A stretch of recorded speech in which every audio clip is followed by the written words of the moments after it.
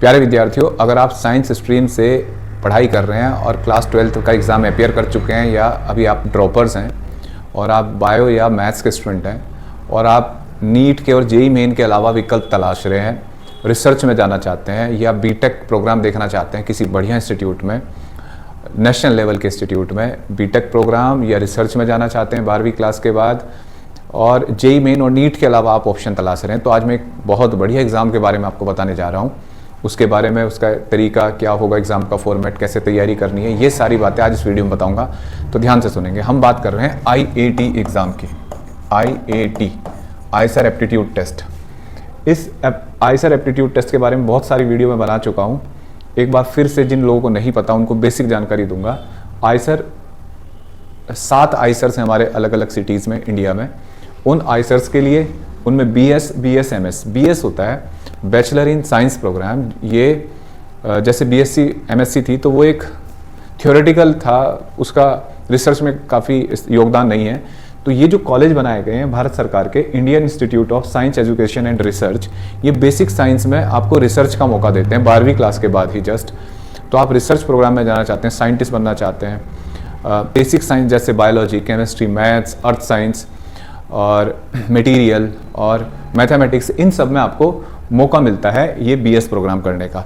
तो ये BS 4 साल का प्रोग्राम होता है, प्लस BS MS अगर आप साथ साथ पोस्ट ग्रेजुएशन भी करते हैं तो 5 ईयर प्रोग्राम हो जाता है, इंटीग्रेटेड प्रोग्राम। तो इसमें आपको मौका मिलता है आइसर्स में जाने का। मैं सीट्स वगैरह भी बताऊंगा। साथ साथ आपने, जैसे मैं पिछली वीडियो में बता चुका हूँ, IISc बेंगलोर ये इंडिया की सबसे बेस्ट यूनिवर्सिटी है। इसमें भी अगर आप BS program, undergraduate program में जाना चाहते हो तो उसका एक माध्यम IAT ये एग्ज़ाम होता है, आइसर एप्टीट्यूड टेस्ट, ठीक है। साथ में IIT मद्रास ने भी अपना एक BS medical science and engineering program शुरू करा है, जिसमें इसके थ्रू एडमिशन होता है। साथ में आपको ध्यान देना है कि आइसर्स में बीटेक प्रोग्राम भी है, BS MS program plus BTech, अलग अलग स्ट्रीम में है, कुछ प्रोग्राम शुरू हुए हैं, तो उनमें भी आप इस एप्टीट्यूड टेस्ट के थ्रू जा सकते हैं, ठीक है। अब मैं आपको बता दूं कि कितने ये आइसर्स हैं, कहाँ कहाँ हैं, थोड़ी इनकी बेसिक जानकारी ले लेते हैं। तो देखो, आइसर्स हैं बहरामपुर, भोपाल, कोलकाता, मोहाली, पुणे, तिरुवनंतपुरम एंड तिरुपति, इन जगह पे ही आइसर्स हैं। और मेरे कुछ पुराने स्टूडेंट यहाँ से पढ़ के बहुत अच्छी अच्छी जगह प्लेसमेंट पे हैं, रिसर्च कर रहे हैं, तो ये एक अच्छा ऑप्शन है, ठीक है।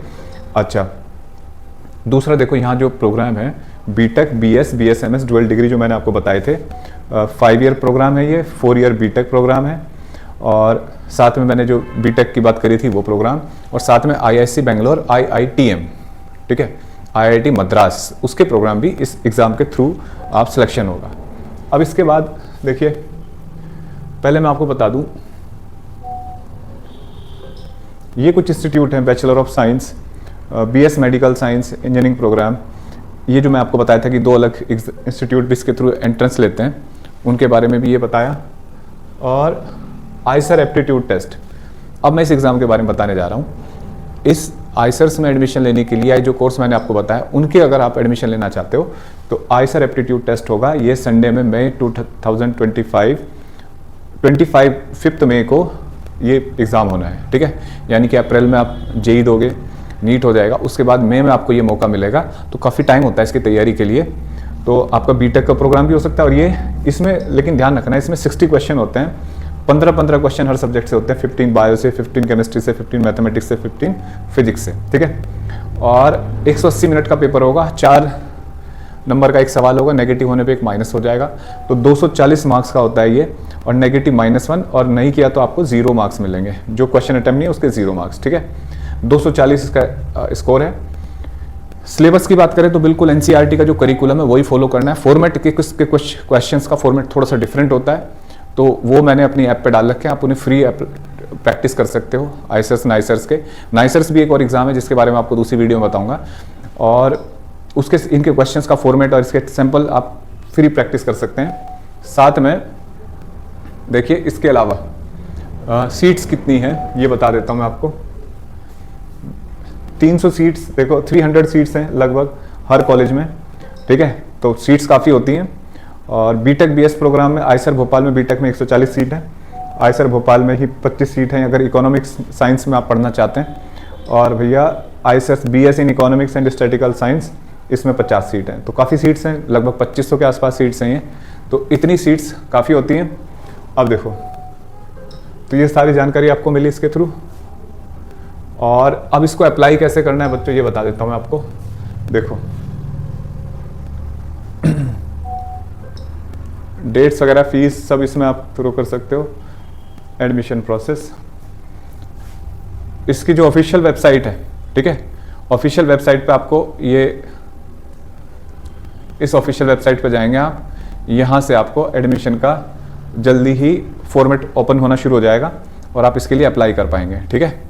देखो डेट ऑफ आईसर एप्टीट्यूड ये, और सारा इस पे आपको मिलेगा। तो ये वेबसाइट का नाम iceradmission.in, इस पे आप जाएंगे, आपको एग्जाम की डेट मिल गई, बाकी सारी एग्जाम की जितनी भी चीज़ें हैं सारी आपको यहाँ मिल जाएंगी, ठीक है। ये ऑफिशियल वेबसाइट हुई। तो उम्मीद करता हूँ कि अगर आपके ऑप्शन, आप बीटेक का ऑप्शन खुला रखना चाहते हैं और रिसर्च में जाना चाहते हैं तो ये अप्लाई जरूर करना चाहिए।